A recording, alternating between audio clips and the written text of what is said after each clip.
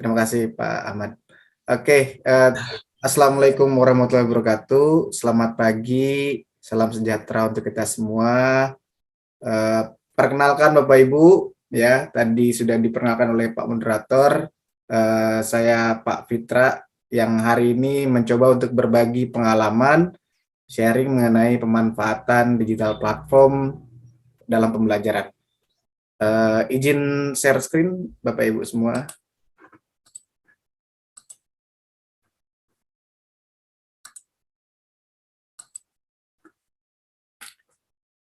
Oke, baik. Apakah bisa terlihat, Pak Moderator? Bisa. Bisa ya. Suara saya jelas ya. Terlalu besar atau terlalu kecil? Atau cukup? Cukup, Jelas, Pak. Pak, jelas. Ya. Oke, baik. Bapak Ibu semua, di sini saya akan memaparkan presentasi yang berjudul tentang pemanfaatan digital platform dalam pembelajaran. Kenapa saya memunculkan judul ini? Saya coba berbagi pengalaman kepada Bapak Ibu semua setelah kami sebagai praktisi di lapangan, di sekolah, terutama saya di tingkat SMP dan SMA, selama pandemi muncul banyak sekali digital platform yang mungkin sudah Bapak Ibu coba, sudah Bapak Ibu juga praktekkan. Mungkin nanti di sini saya juga akan berbagi yang pengalaman yang sudah saya lakukan dan riset yang sudah saya lakukan juga, ya mungkin bisa menjadi referensi untuk Bapak Ibu semua, rekan-rekan Bapak Ibu, guru, pembelajar semua, dan juga mungkin bisa menjadi variasi baru untuk pembelajaran nanti di sekolah Bapak Ibu semua, atau yang apabila sudah pernah melakukan ini bisa menjadi pengingat untuk Bapak Ibu semua.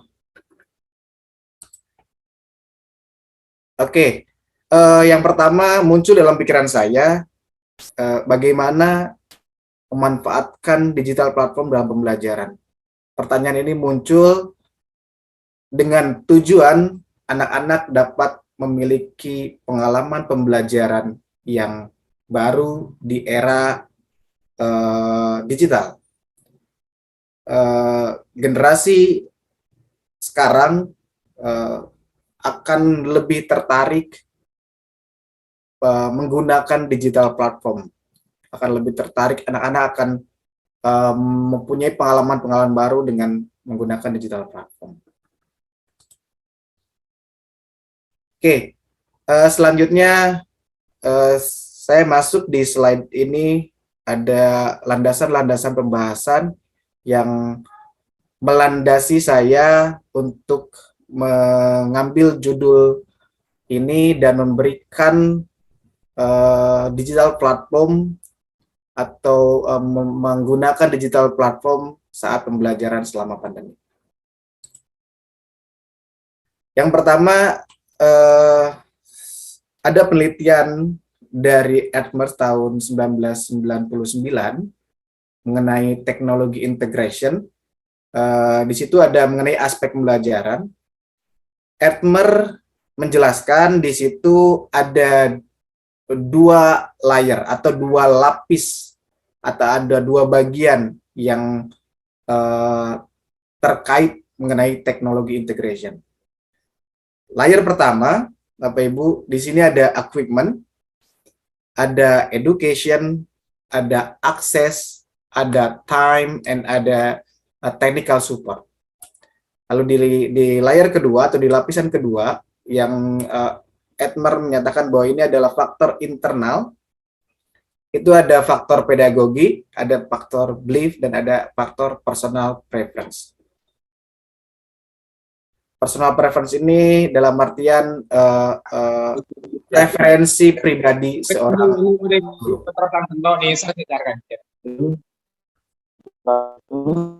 Ya. Nyaman. Kor gelem ajar, jangan koreng aju benar masuk ke rasa Oke, selanjutnya di penelitian lain pun saya menemukan penelitian di tahun 2019 dari David, Koch, and Tyler mengenai permasalahan pembelajaran secara virtual atau masuk ke ranah. Di sini ada beberapa hasil penelitian dari penelitian ini. Yang saya akan mengambil salah satunya adalah mengenai student barriers atau kesulitan siswa selama pembelajaran virtual. Yang pertama dimunculkan dalam penelitian ini adalah tentang misinterpretasi, di mana ada kesalahpahaman pemberian materi dari guru kepada siswa. Siswa salah memahami apa maksud dan tujuan dari guru. Dalam virtual ini terdapat kesenjangan pemahaman antara guru dan siswa. Selanjutnya tentang time management, di mana siswa di virtual learning ini dia harus bisa mengatur waktunya sendiri, dia harus memiliki manajemen waktunya tersendiri untuk menyelesaikan tugas-tugas di pembelajaran secara online. Lalu ada permasalahan bagi siswa juga tentang komunikasi secara online. Lalu ada juga tentang student skill. Student skill di sini menyatakan dalam penelitian ini bahwa banyak skill yang mesti siswa pelajari secara cepat di pembelajaran online. Bukan hanya cara siswa menggunakan Zoom, bukan hanya siswa bukan hanya siswa cara menggunakan Google Classroom, banyak skill-skill yang harus siswa kuasai di pembelajaran virtual learning ini, termasuk kemampuan literasi di virtual learning ini. Selanjutnya juga dinyatakan bahwa ada support service, bahwa siswa kesulitan dukungan dari berbagai pihak, dari orang tua, dari guru, dari sekolah, dari lingkungan. Ya, jadi masih banyak kesulitan yang siswa hadapi selama pembelajaran online.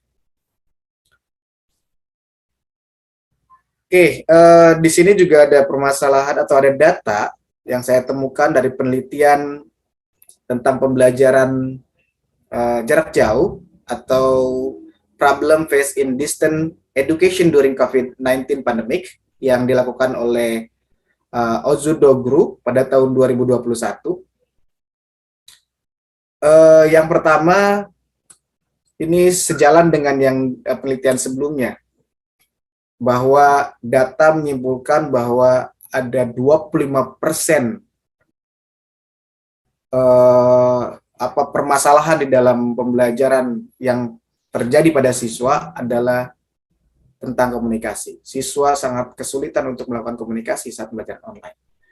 Lalu yang kedua ada 19,1% inability focus atau siswa kesulitan untuk bisa fokus dalam pembelajaran online. Lalu selanjutnya ada classroom atmosphere sebanyak 14,7%. Di sini menyatakan bahwa siswa tidak merasakan adanya suasana kelas, adanya suasana belajar, adanya suasana interaksi pembelajaran sebanyak 14,7%. Lalu ada juga 14,7% siswa kesulitan untuk mengikuti sistem pembelajaran online. Siswa mengikuti bukan hanya jadwal, tapi banyak peraturan-peraturan yang siswa tidak bisa mengikuti pembelajaran secara sistem.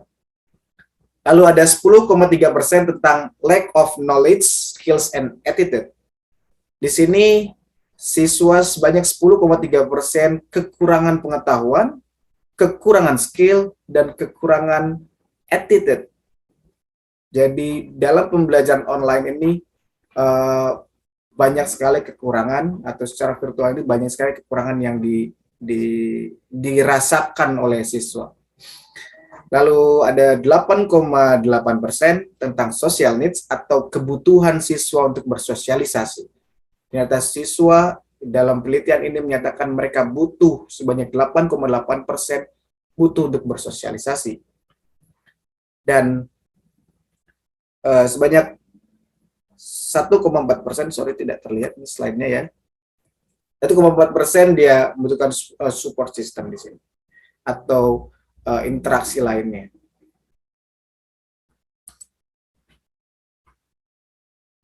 Oke, maka dari itu saya coba menyimpulkan Bapak Ibu semua bahwa di sini ada dua layer lagi yang saya simpulkan dalam problem in learning process atau permasalahan dalam proses pembelajaran. Saya bagi menjadi dua lapis. Lapisan pertama di sini ada device in online learning, lalu ada internet connection, ada storage capacity. Bagian atas ini adalah bagian yang butuh bantuan atau butuh support dari banyak pihak terkait aplikasi, terkait laptop atau handphone yang mereka butuhkan, terkait koneksi internet yang mereka butuhkan, dan terkait bagaimana penyimpanan memori HP atau misalkan memori laptop yang mereka butuhkan. Ini butuh dukungan dari banyak pihak untuk ini. Di lapisan kedua atau di layar kedua, di sini ada tentang student situation, situasi siswa yang merasa bosan, merasa malas dan tidak happy saat pembelajaran. Lalu ada juga permasalahan tentang assessment, dan ada juga permasalahan tentang student mental atau psikologi siswa. Jadi saya akan mencoba berbagi kepada Bapak Ibu semua di bagian bawah, di layar bagian bawah atau di layar kedua tentang student situation, assessment, dan student mental.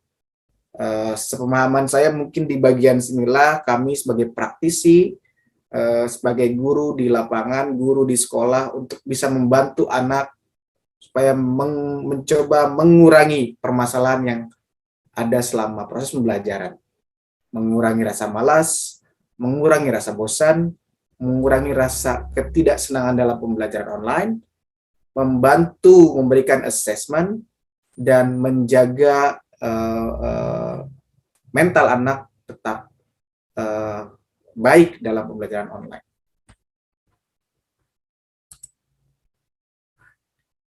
Oke, selanjutnya saya rinci di student situation yang mungkin Bapak Ibu juga merasakan selama pembelajaran di pandemik ini. Yang pertama, situasi siswa tentang kamera yang mati. Banyak faktor yang mempengaruhi tentang kamera yang mati. Tapi bagaimana kita caranya supaya bisa menarik siswa supaya tetap mencoba menyalakan kameranya. Lalu ada juga tentang speaker off. Dalam artian speaker off di sini adalah siswa tidak kurangnya interaksi siswa saat coba kita tanya, coba kita beri pertanyaan. Di sini ya siswa mempunyai independensi atau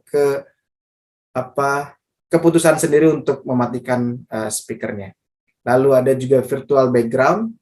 Virtual background di sini saya coba mencontohkan bahwa ada beberapa siswa kita yang mencoba untuk menggunakan virtual background palsu, mencoba menggunakan virtual background yang bergerak tapi palsu. Gitu. Jadi bagaimana caranya kita mengengage anak atau menarik anak supaya situasi-situasi siswa ini bisa kita coba kurangi permasalahannya. Yang berikutnya adalah tentang assessment. Di bagian ini saya mencoba untuk menggunakan assessment modifikasi sesuai dengan yang berlandasan dengan kurikulum darurat ya dan Merdeka Belajar. Saya mencoba untuk mengaplikasikan assessment ini menggunakan modifikasi. Yang pertama adalah assessment tentang kognitif atau pengetahuan siswa berlandasan dengan based on class atau penilaian pengetahuan berlandaskan dari rata-rata kelas. Jadi saya tidak mempatok target yang akan diberikan, tapi membuat rata-rata kelas. Jadi saya mencoba asesmen modifikasi berlandaskan dari rata-rata kelas. Lalu ada affective based on class regulation. Ini termasuk tantangan bagi kami praktisi di lapangan bahwa penilaian afektif cukup sulit, apalagi semasa online.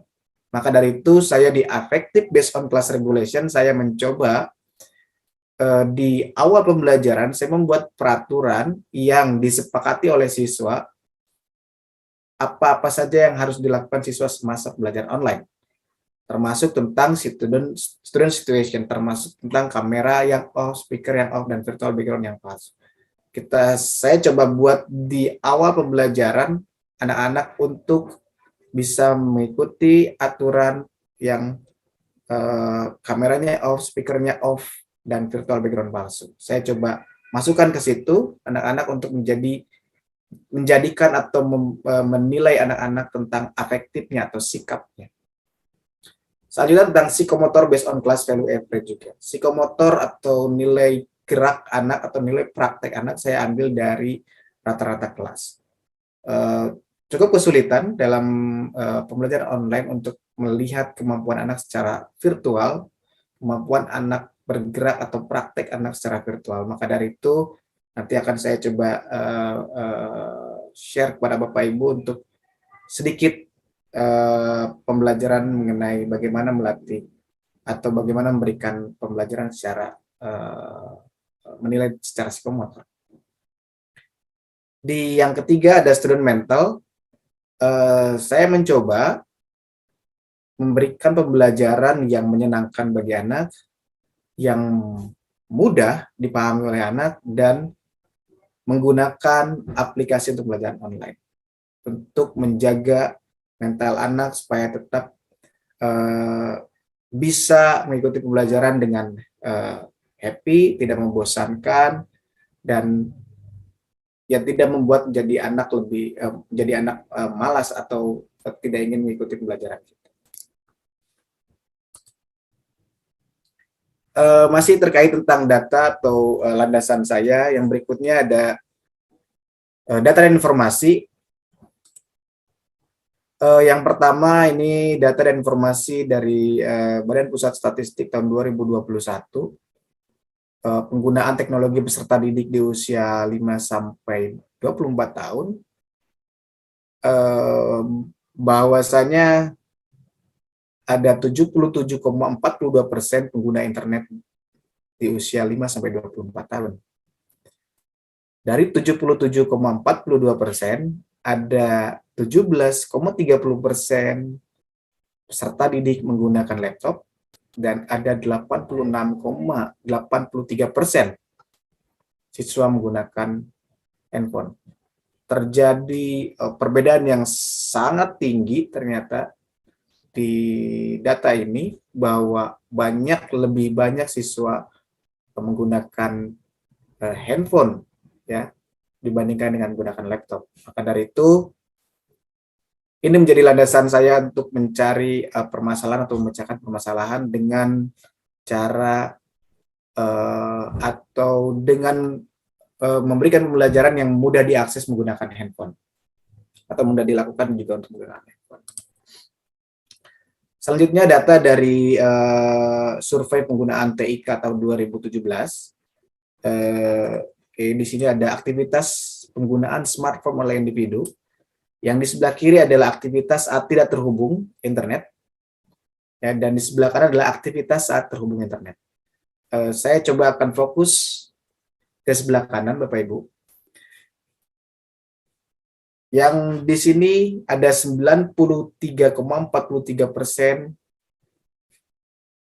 digunakan untuk komunikasi, ada 65,29% digunakan untuk hiburan, ada 76,88%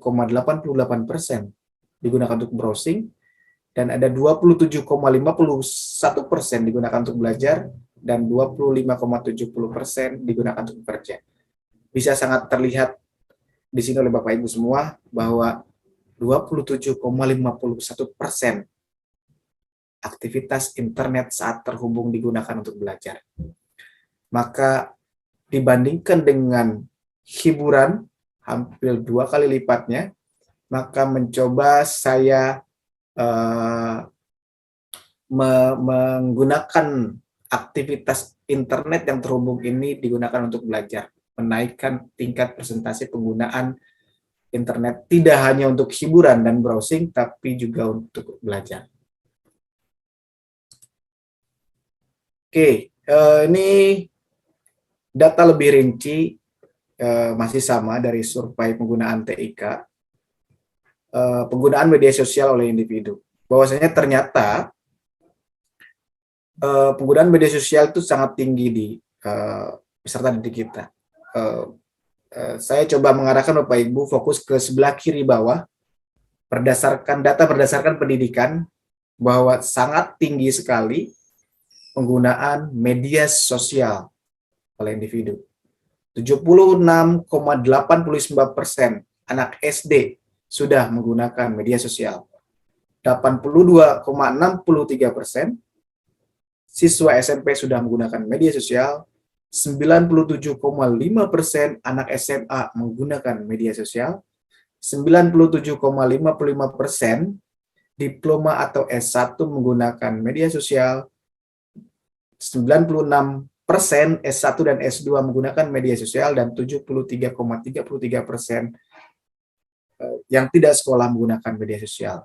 Maka dari itu penggunaan media sosial sangat tinggi pada era saat ini, era digital saat ini.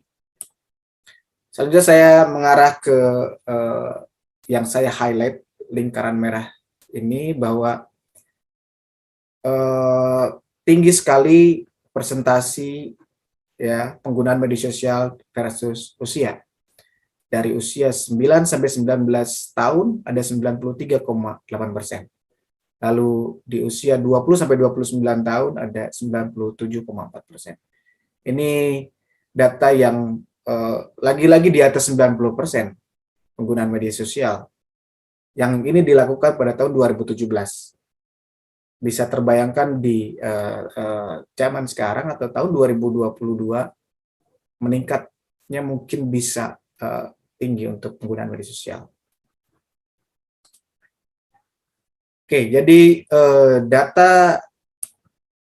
kesimpulan dari data yang saya dapatkan dan penelitian-penelitian sebelumnya, bahwa ternyata siswa lebih tertarik menggunakan sosial media, Bapak Ibu semua. Tidak dapat dipungkiri dari data internasional, atau saya ngambil dari penelitian-penelitian dari luar yang juga menyatakan penggunaan internetnya cukup tinggi, dan masuk ke Indonesia pun ternyata sosial media anak-anak lebih tertarik dan sangat tertarik tentang penggunaan media sosial.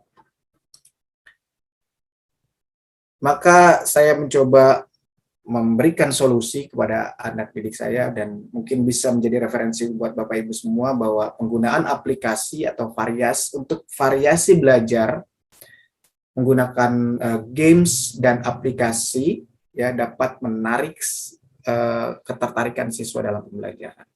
Ini yang solusi yang coba saya berikan. Oke, selanjutnya di sini ada kalau saya bilang the big four digital platform ya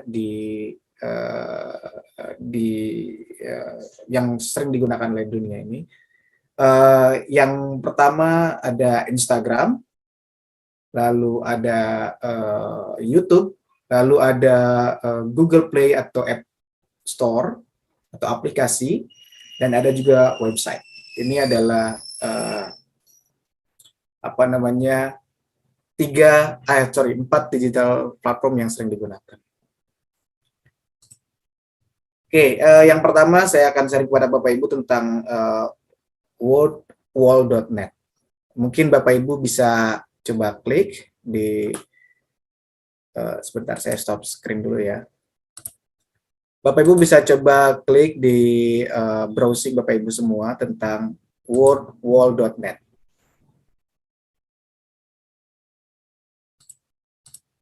Untuk mencoba tampilan, dan Bapak Ibu bisa mencoba mengetahui, merasakan sebelum kita memberikan pada siswa, coba kita menggunakannya, apakah ini bisa menjadi referensi atau ini bisa diterapkan di Bapak Ibu semua, atau ini bisa menjadi apa namanya, atau bisa dikembangkan oleh Bapak Ibu semua dari sini. Oke, ini tampilan yang muncul Bapak Ibu semua. Apabila Bapak Ibu semua belum membuat aktivitas, Bapak Ibu bisa mencari di bagian community. Di sini Bapak Ibu juga bisa mencari sendiri sesuai dengan subjek atau pembelajar atau materi yang Bapak Ibu ingin coba cari. Saya coba cari tentang bahasa Indonesia. Tinggal tulis bahasa dan kita bisa menemukan banyak sekali materi tentang bahasa dan banyak tingkatan juga. Saya coba mengambil satu contoh di sini tentang kegunaan anggota tubuh dari bahasa Indonesia.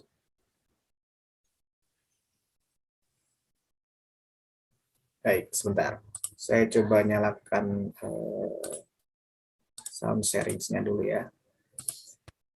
Baik Bapak Ibu, saya coba share screen Bapak Ibu, dan mungkin Bapak Ibu juga bisa mencoba di tempat Bapak Ibu semua penggunaan word wall untuk pembelajaran. Ini Bapak Ibu nanti teknis, mungkin secara teknis Bapak Ibu bisa di-share link dari word wall ini kepada anak-anak. Link terutama link materi yang akan Bapak Ibu bisa di-share di bagian sebelah kanan bawah. Tapi sebelumnya saya coba memutar. Oke, dari sini ada waktu yang diberikan dari word wall. Kita tinggal memasukkan apa namanya yang sesuai, mencocokkan yang sesuai dengan gambar. Misalkan mengkecap, saya coba disalahkan, nanti akan keluar, misalkan ya, nanti akan ada perbedaan. Misalkan case ini, misalkan seperti ini Bapak Ibu ya. Ada bagian yang benar, ada bagian yang salah. Bapak Ibu selanjutnya tinggal submit answer. Oke, nanti akan muncul seperti ini. Skornya akan muncul juga, 3/5. Ini bisa jadi, mungkin bisa jadi referensi untuk Bapak Ibu, memberikan pembelajaran pada anak didik Bapak Ibu, dan tidak kesulitan untuk Bapak Ibu untuk memeriksa, karena otomatis juga akan terlihat. Bahkan Bapak Ibu juga bisa membandingkan dengan waktu yang mereka kerjakan. Misalkan menjadi indikator lain untuk di tujuan pembelajaran Bapak Ibu, misalkan bahwa skor yang baik dan waktu yang cepat, itu bisa menjadi indikator tujuan pembelajaran. Selain itu juga bisa dilihat di sini ada leaderboard atau level. Anak-anak sangat tertarik biasanya tentang di mana sih saya posisinya, masa saya di posisi 4, saya pengen, ini bisa ada ketertarikan untuk anak mencoba bermain atau mencoba belajar melalui permainan. Bahkan Bapak Ibu bisa fokus di sebelah kanan, ada switch tempel interaktif. Ini ada pilihan, berbagai pilihan yang Bapak Ibu bisa coba. Saya coba di find the match. Materinya sama, tapi yang ingin Bapak Ibu berikan menggunakan template yang mana. Contoh salah satu ini berjalan. Klik. Berikutnya misalkan kita coba dibuat salah, ini membaca salah, ada pop up tentang itu ya, salah. Berikutnya mengecap,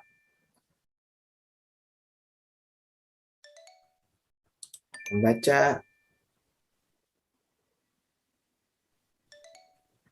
menulis, dan yang tadi salah akan muncul kembali. Di bagian ini, yang tadi salah, anak-anak akan muncul kembali, jadi anak-anak akan mengetahui, oh tadi salah, oh ini tuh membau ya. Anak-anak bisa mengetahui di akhir bahwa yang salah yang ini muncul, skornya akan selalu 5 di sini, tapi waktunya akan berbeda. Saya coba akan masuk mungkin untuk di tingkat SD dan SMP, mungkin ini bisa cukup menarik juga. Di bagian sini saya coba menggunakan interaktif yang namanya Maze Case. Kita coba play, coba memain terbayang.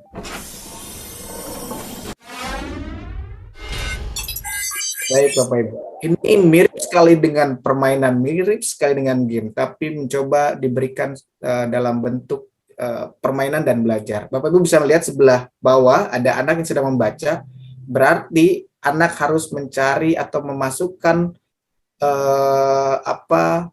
icon mereka yang warna merah ini ke bagian yang membaca dengan cara mengklik bagiannya, misalkan sebelah sini, lalu klik lagi, mencari,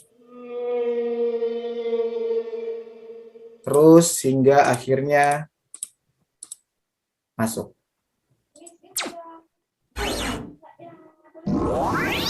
Akhirnya benar jawabannya.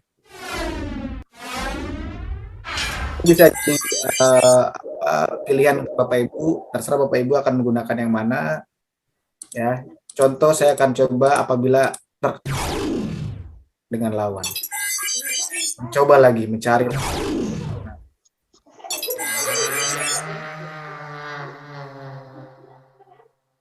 Oke. Ya. Di Wordwall ini gratis Bapak Ibu. Ya, untuk Bapak Ibu semua ini gratis. Jadi tidak perlu berbayar dan anak-anak pun bisa bisa mencobanya. Oh ya, saya lupa untuk cara share-nya ya Bapak Ibu, mohon maaf. Oke, jadi cara share nanti di sebelah kanan ini ada bisa share, bisa Bapak Ibu share ke Google Classroom atau copy dan kirim ke WhatsApp grup siswa atau WhatsApp grup kelas Bapak Ibu masing-masing. Ini sangat mudah, tinggal nanti Bapak Ibu login saja menggunakan email yang biasa Bapak Ibu gunakan. Oke, seperti itu. Saya coba kembali lagi ke PowerPoint saya.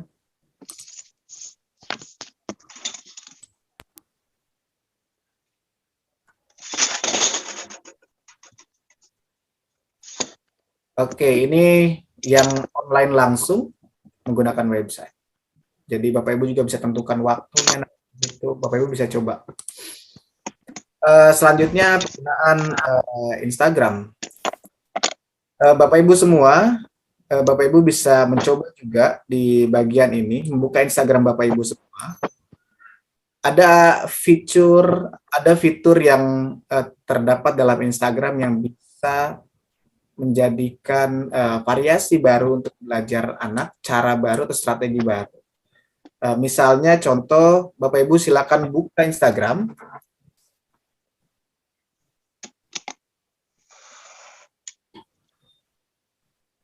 Bapak Ibu silakan buka Instagram. Lalu Bapak Ibu bisa buka di sebelah kanan atas, menambahkan seperti Bapak Ibu akan menambahkan posting storygram, ya. Seperti akan menambahkan storygram, Bapak Ibu tinggal klik, atau Bapak Ibu bisa klik tambahkan di sebelah atas kanan. Tambahkan cerita Bapak Ibu di situ. Lalu Bapak Ibu bisa men-scroll ke bagian paling kanan, ada di situ namanya jelajahi efek. Saat jelajahi efek, Bapak Ibu tinggal search itu yang ingin Bapak Ibu cari. Yang sudah saya coba cari adalah tentang math quiz. Di sini sudah ada math quiz, quiz matematika, quiz biologi dan quiz pencernaan. Bapak Ibu bisa klik sesuai dengan keyword yang saya berikan. Nanti akan muncul cara mainnya dan bagaimana cara memainkannya dan bagaimana efek ini berlangsung. Oke. Selanjutnya juga ada tentang Instagram posting effect. Di Instagram posting effect, Bapak Ibu bisa coba buka Instagram saya. Saya sudah coba membuat pertanyaan. Silakan Bapak Ibu coba search di Instagram Bapak Ibu. Di sini dengan akun Fitra_Fauji44. Ya, silakan search dan Bapak Ibu bisa lihat di story saya atau di profil saya, di gambarnya ada warna lingkaran merah dan silakan diklik Bapak Ibu. Silakan diklik di situ. Bapak Ibu bisa mencoba menjawab pertanyaan yang saya berikan. Di Instagram posting effect ini bisa jadi referensi juga untuk Bapak Ibu atau cara lain atau variasi lain bagi anak supaya tidak bosan untuk melakukan pembelajaran atau juga anak-anak sambil membuka Instagram tapi dia padahal sedang belajar. Di situ ada fitur pertanyaan. Bapak Ibu tinggal membuat pertanyaan di situ sesuai dengan Bapak Ibu butuhkan. Ada yang polling. Polling di sini bentuknya adalah yes or no. Di situ bisa milih 2 pilihan. Atau misalkan dengan yang saya buat di akun saya, di situ ada gambar negara, gambar bendera negara. Saya menggunakan polling di situ. Bapak Ibu boleh dipilih. Di situ ada apakah dari manakah gambar negara ini, Ghana atau Ethiopia, tinggal pilih. Lalu ada juga fitur quiz di Instagram yang Bapak Ibu bisa lakukan. Di sini fitur quiz. Ya, Bapak Ibu juga bisa membuat untuk fitur quiz ini tidak semua handphone bisa mengaksesnya. Untuk handphone yang bisa mendownload Instagram beta itu bisa memasukkan fitur quiz dalam artian yang fiturnya sudah mendukung. Adapun Android yang tidak mendukung untuk Instagram beta. Jadi Bapak Ibu bisa menggunakan 2 cara pertanyaan atau polling. Seperti itu. Oke, selanjutnya ini ada beberapa video yang bisa jadi referensi untuk Bapak Ibu. Saya mencoba membuka di sini link yang sudah saya simpan, yang mudah-mudahan bisa jadi referensi untuk Bapak Ibu. Bentar.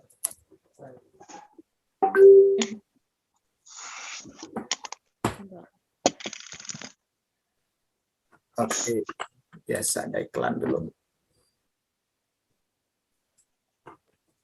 Oke, saya coba share Bapak Ibu semua. Ini Bapak Ibu pastinya sudah sangat terbiasa menggunakan YouTube dan sering menjadikan digital platform ini sebagai sebagai alat pembelajaran. Saya coba di sini ada link yang berjudul tentang How Chicken Develop Inside an Egg. Akunnya dari Smarter Everyday. Ya, ini sudah banyak yang membuka ini dan mungkin Bapak Ibu semua juga sudah di sini. Ini salah satu video yang bisa menarik minat siswa untuk mengetahui secara langsung hal-hal apa saja yang ada di sekitar kita. Ini saya coba share satu video kepada Bapak Ibu. Exploratorium in San Francisco, and this is one of the most amazing exhibits I've ever seen. It's very simple, but it's mind-blowing. These are live chicken embryos, right? They've got them laid out here. It's basically an egg without the shell. I want you to look at this. Day 1, this is when the egg is laid. Just a simple egg, nothing really special going on here. but things start to be created. That's the embryo and the yolk there. This is day 2. We got more development. We've got the brain and the heart. And if we look in really close here, you can see that things kind of start to organize, right? Okay. This is the part that blows my mind. Day 3 to 4. We start to get some actual development here, and we get a heart that pumps. So look at this. So you can't really see it. I'm gonna zoom in here. Look at that little red dot. Look really close. Can you see it? That is a heart pumping. Isn't that crazy?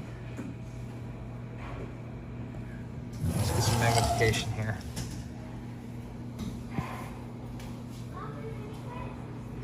See it pumping. That's wild. Okay. Now for the grand finale. This is something I could look at forever. 5 to 7 days, we start to have an actual chicken, right? You can see the backbone, the heart, the waist sac, which is interesting. I didn't know that was a thing. So here we go. Let's zoom in here. 5 to 7 days. Look at that. It's moving. So I guess the chicken, let's orient another way. Let's orient this way. Looking close. Look at that. This is one of my favorite exhibits of all time anywhere. The Exploratorium is an amazing museum. But you can see the chambers of the heart. You can see the eye. You can see the brain up top there. That waist sac on the bottom is something I didn't really understand. I didn't know that was a thing. Is this not incredible? You can even see the backbone there. If you look really close, you can see the vasculature on the inside. This is really special. I love it. And I'm confident you love it too.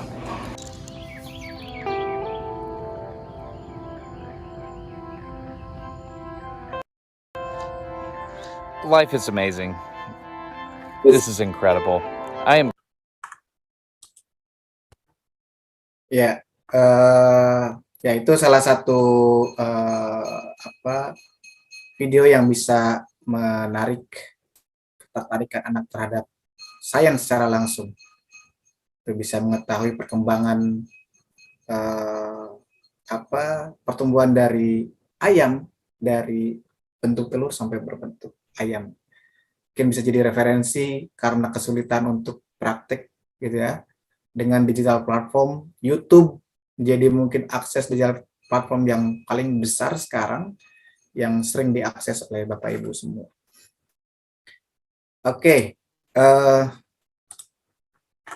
saya masuk ke slide saya lagi. Oh, ada satu. Oh ya, sorry. Oke, ada. Sorry.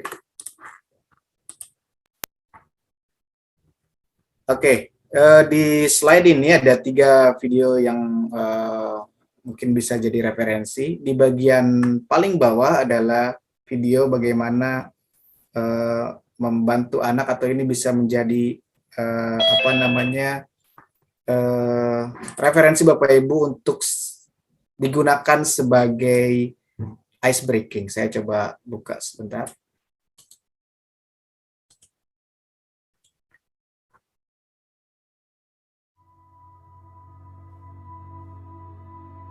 Baik. Ini bisa jadi ice breaking untuk Bapak Ibu menarik minat siswa di awal-awal pembelajaran menggunakan ini. Ini adalah box VR atau virtual reality. Box di sini dalam artian adalah singkatan dari boxing atau tinju. Jadi anak-anak ini biasanya cocok digunakan atau yang sesuai pengalaman saya ini bisa digunakan untuk tingkat SMP dan SD. Di sini ada seperti virtual, ada gambar atau warna orange di sini, warna ungu, bahwa anak harus meninju Bapak Ibu di sini. Meninju dengan tangan kanan yang oranye dan biru menggunakan tangan kiri. Lalu Anak harus mengikuti tempo yang sudah ada di sini.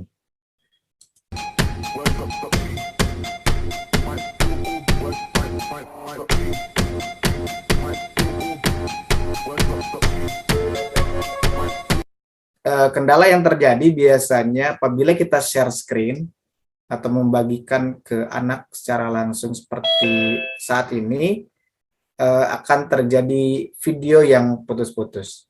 Maka biasanya saya men-share link video ini kepada anak-anak saya dan anak-anak membuka secara langsung. Dan pengalaman saya saat anak membuka langsung, anak memplay sendiri, dia bergerak dengan sendirinya. Ya.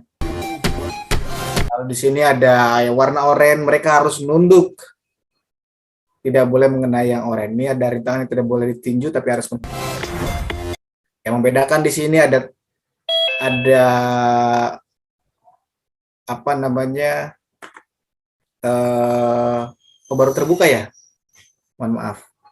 Saya coba ulang lagi ya, Bapak Ibu. Bapak Ibu, di sini ada satu video yang bisa digunakan untuk apa namanya, ice breaking.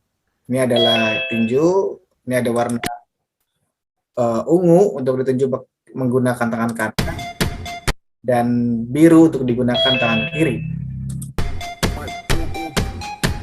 Caranya adalah yang tadi saya sebutkan bahwa ini akan terputus-putus videonya di Bapak Ibu.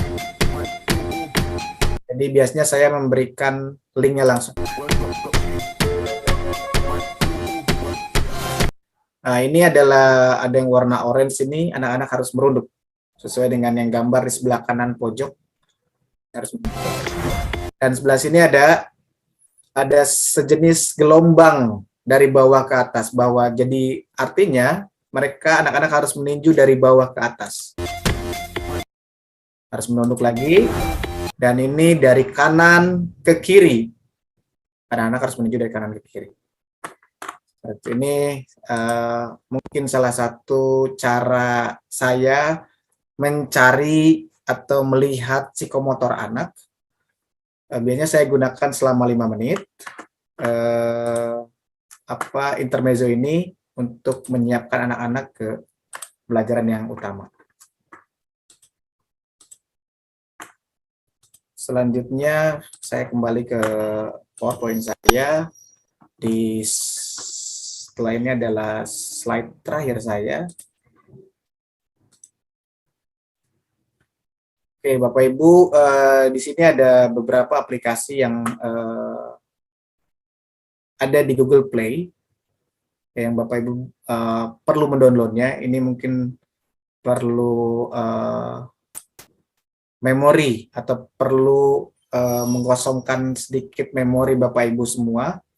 Ada Play Chess, ini adalah untuk melatih gerak. Quizzes, mungkin Bapak Ibu sudah terbiasa menggunakan Quizzes. Ada Biologi SMA. Bapak Ibu di sini bisa mencari, di situ ada bentuknya soal dan macam-macam.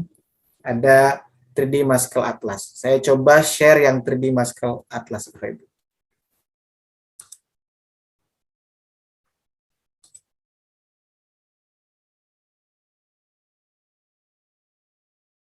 Baik, ini 3D Muscle Atlas yang bisa digunakan Bapak Ibu atau diberikan kepada anak-anak untuk mengetahui anatomi tubuh manusia. Ini ada banyak, Bapak Ibu tinggal memilih sesuai materi yang Bapak Ibu inginkan. Ya, ada tentang tengkorak. Di sini ada tentang cardiovascular system, ada nervous system, dan banyak hal di sini. Bapak Ibu bisa milih. Dan selain dari kepala, bisa juga klik di sini bagian trunks atau badan Bapak Ibu, di bagian badan, anatomi badan. Ya, ini ada beberapa yang terkunci. Ini yang terkunci ini adalah berbayar, Bapak Ibu. Jadi Bapak Ibu bisa mencoba menggunakan yang tidak berbayar. Saya coba di bagian sini supaya bisa lebih jelas. Saya coba mempraktekkan, ini adalah tampilan dari 3D Muscle Atlas. Bapak Ibu bisa klik dan bisa memutar. Ini adalah bagian otot-otot manusia. Otot apa saja kayak ini tinggal dipilih. Misalkan otot sebelah sini adalah bicep brachii. Anak-anak bisa mengetahui. Dan misalkan yang di belakangnya ini apa, bisa terlihat juga. Tinggal diklik. Dan yang sering biasanya terjadi atau ditanyakan oleh anak-anak di bagian sini, deltoid muscle. Atau bahkan Bapak Ibu bisa mencoba menghilangkan beberapa bagian. Di hide ini, Bapak Ibu bisa coba klik hide. Ya. Di hide nanti di sini akan hilang bicep yang barusan. Coba saya klik lagi, di hide lagi sampai terlihat tulangnya. Ini bisa menjadi mungkin referensi Bapak Ibu atau menggunakan ini supaya mencoba anak-anak mengetahui secara detail dari otot bicep itu ada satu otot lagi yang ada terdapat di dalamnya. Brachialis. Seperti itu Bapak Ibu.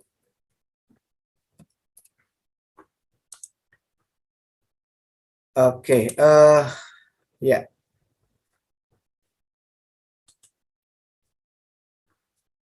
Ini aplikasi-aplikasi yang mungkin Bapak Ibu bisa coba. Bapak Ibu juga nanti bisa mungkin nanti dikirim oleh Bapak moderator untuk materi yang saya untuk Bapak Ibu barangkali ingin mencoba di tempat Bapak Ibu semua.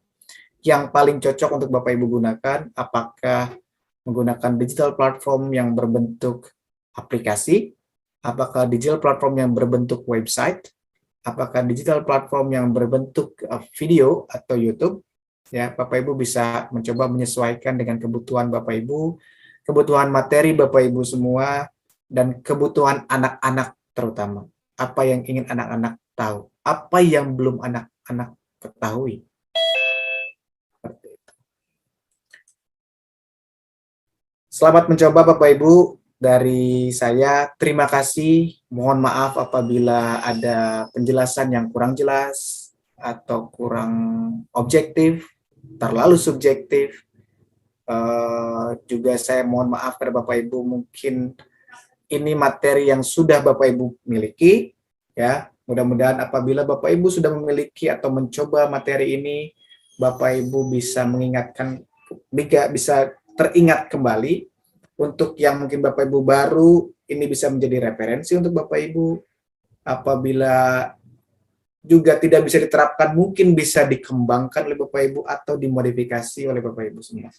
Saya yakin Bapak Ibu semua praktisi di lapangan mempunyai banyak cara, bahkan banyak aplikasi, banyak teknik yang mungkin bisa, bahkan saya yang membutuhkan sharing dari Bapak Ibu semua.